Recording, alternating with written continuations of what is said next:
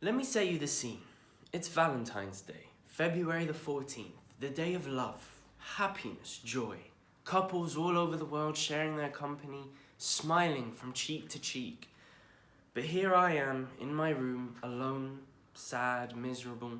Not that far, I was alright, it was good. But I wanted to feel that happiness. I wanted to get involved in this day of joy. And then, out of nowhere, suddenly it happened. Manchester City, 2-year ban from the Champions League. And it was at that moment I felt it. I felt my body just rise with happiness because I knew that this moment was a huge turning point in football. What's up, guys? I'm the 12th man, and first off, I want to apologise about the over-enthusiastic, over-dramatic start to proceedings. Emotions were high, I was excited. However, in all seriousness, the allegations against Manchester City are extremely serious, and the repercussions of them also put Manchester City in a very precarious situation. So, for those of you who do not know, Manchester City have been given a 2-year ban from all UEFA competition and also have to pay a €30 million fine for seriously breaching UEFA financial fair play regulations, as well as overstating their sponsorship revenue between the years of 2012 and 2016 in order to break even. All that might not be clear and doesn't make sense for the moment, but this is why I'm here. This is what this video is about. I'm going to be breaking down what Manchester City have been accused of doing and what that means for the future and whether there's any chance that it can get overturned. So sit back, relax, and let's get right into it. First of all, I want to take a look at UEFA's financial fair play regulations and understand what a club is and isn't allowed to do. These rules were brought in 2011, and when you break it down, the concepts aren't too difficult to understand. A club simply has to balance its expenditure with its income. However, UEFA have limited the number of income sources a club can have. These are limited to television rights, commercial avenues, and ticket sales. They've also put restrictions on what they consider a team's expenditure to be. Team's expenditure is considered players' wages and transfer fees, not other facilities such as training complexes or investment into the youth program. Now, UEFA also allow a €5 million loss per annum. So a club doesn't have to fully balance its expenditure with the income. It is allowed a €5 million derivation from making no profit and breaking even. So that, if anything, is helpful. With that basic understanding of UEFA's financial fair play regulations, we can now take a look back at Manchester City's timeline of events that occurred in this case. As I've said before, the financial fair play regulations were released in 2011, and it was as early as 2012 and 2013 where Manchester City were already found to be in breach of these regulations. They had made a loss of €149 million during these 2 years, which is much more than the €5 million allowance that UEFA provides them. However, it is important to note that €149 million loss also takes into account the money spent on Manchester City's training complex, which, as I said before, does not count in a club's expenditure. So, after UEFA factored that money out, they still believe that Manchester City had spent more than that €10 allowance over the 2-year period, and therefore they were given a restricted squad of 21 men for the following Champions League, as well as transfer market restrictions and a €49 million fine, of which 32 million were restricted. This next event is the main trigger to the secondary investigation into Manchester City. In November 2018, Portuguese whistleblower and hacker Rui Pinto stated that Manchester City had allegedly inflated their sponsorship deals in order to balance their books. And with this newfound evidence from hacking emails, he sent it off to German newspaper Der Spiegel, who published it. Now, this caused UEFA to start an investigation into Manchester City. Manchester City in June 2019 challenged this investigation in the Court of Arbitration of Sport, but had that challenge revoked in November of 2019, and that brings us to present day. Okay, Now with the technicalities broken down and there's a bit of a clearer understanding of what's going on, we can take a look at Manchester City's case and really understand what they are accused of doing wrong.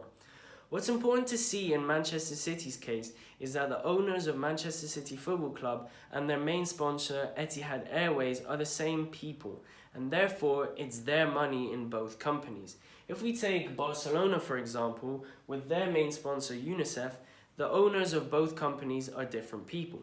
Therefore, UNICEF, being an independent company with its own aspirations and goals, when they invest in Barcelona, they're going to give them money as the market rate recommends, so that they can keep making profit as a company and that they don't lose out. The difference with Manchester City is, as both companies are owned by the same people, it doesn't matter to them who is making the profit, so they can freely move money between the two companies to the one that is most beneficial.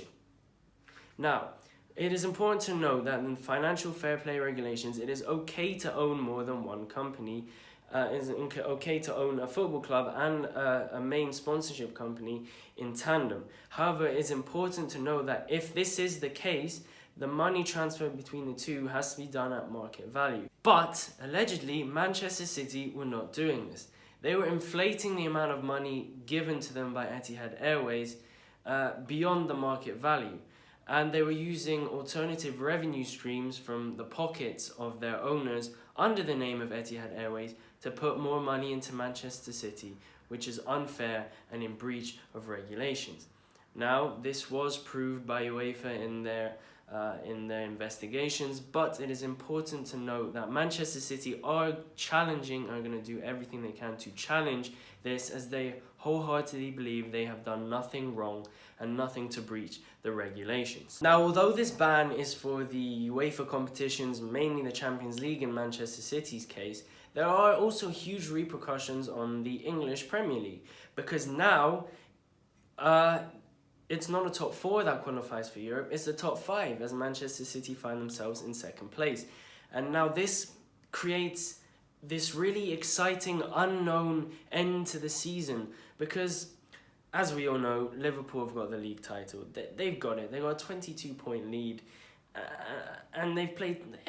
I mean, I don't even need to explain it. They've won it. So there was a feeling that this is going to be a bit of a letdown of a Premier League season, because there's not going to be a big run-in. There's no excitement to the end. But now with this huge turning point, there's going to be a monumental chase for that 5th and last Champions League position.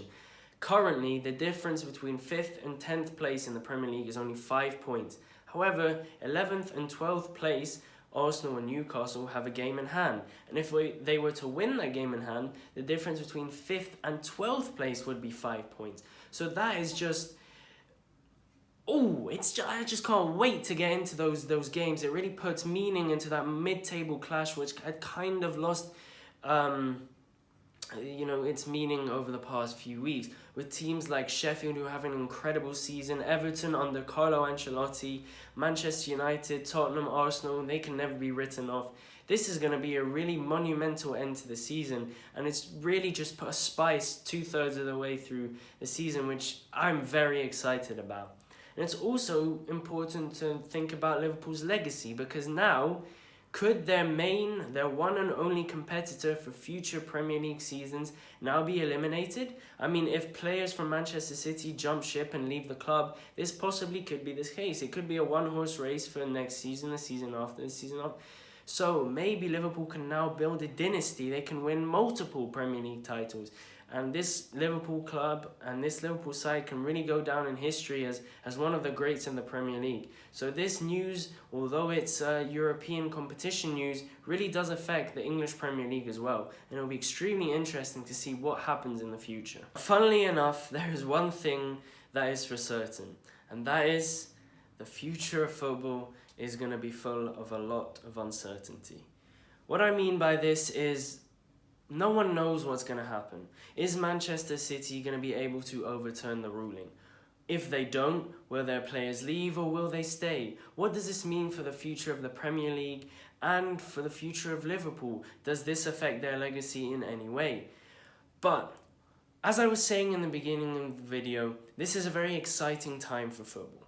one thing cannot be denied, and that is Manchester City have pumped in an ungodly amount of money into football, and that's negative. That's bad for the footballing world because football loses its passion. It loses its beautiful stories of clubs like Leicester winning the Premier League. It widens the gap between the top and the bottom clubs.